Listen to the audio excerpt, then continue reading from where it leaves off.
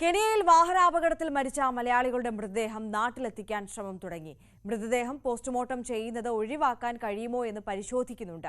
ഖത്തറിൽ നിന്ന് കെനിയയിലേക്ക് വിനോദയാത്ര പോയ ഇന്ത്യൻ സംഘത്തിന്റെ ബസ് അപകടത്തിൽപ്പെട്ട 5 മലയാളികളാണ് മരിച്ചത്. മരിച്ചവർ പാലക്കാട്, തൃശൂർ, തിരുവനന്തപുരം സ്വദേശികളാണ്. കെനിയയിൽ വാഹനാപകടത്തിൽ മരിച്ച തിരുവനന്തപുരം സ്വദേശിനി ഗീത ഷോജി ഐസക് വർഷങ്ങളായി ഖത്തറിലാണ് താമസം. അവിടെ സ്പെഷ്യൽ സ്കൂൾ അധ്യാപികയാണ്. അപകട വിവരം ഇന്നലെ രാത്രി തന്നെ അറിഞ്ഞുവെങ്കിലും മരണവിവരം കൊച്ചിയിൽ താമസിക്കുന്ന മകൻ അറിഞ്ഞത് ഇന്നലെ വൈകിട്ടാണ്. അപകടത്തിൽ അച്ഛനും സഹോദരനും പരിക്കേറ്റെങ്കിലും ഗുരുതരമല്ലെന്നാണ് ഗീതയുടെ മകൻ ഡോക്ടർ ജോയൽ മാധ്യമങ്ങളോട് പ്രതികരിച്ചത്. ആ പ്രതികരണത്തിലേക്ക്.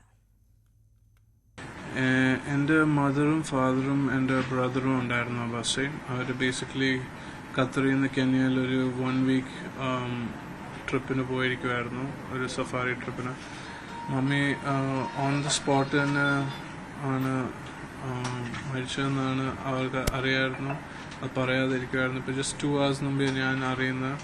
ആൻഡ് ദെൻ മമ്മീൻ്റെ ബോഡി ആണെങ്കിൽ അവർ എയർലിഫ്റ്റ് ചെയ്ത് നൈറോബി കൊണ്ടുപോയിട്ടുണ്ട്. ഇപ്പോൾ ഓവറോൾ സ്റ്റേബിളാണ്, ലൈഫ് ത്രെറ്റനിങ് ഒന്നുമില്ല. പക്ഷേ ഫ്രാക്ചേഴ്സ് ആണ് മെയിൻലി.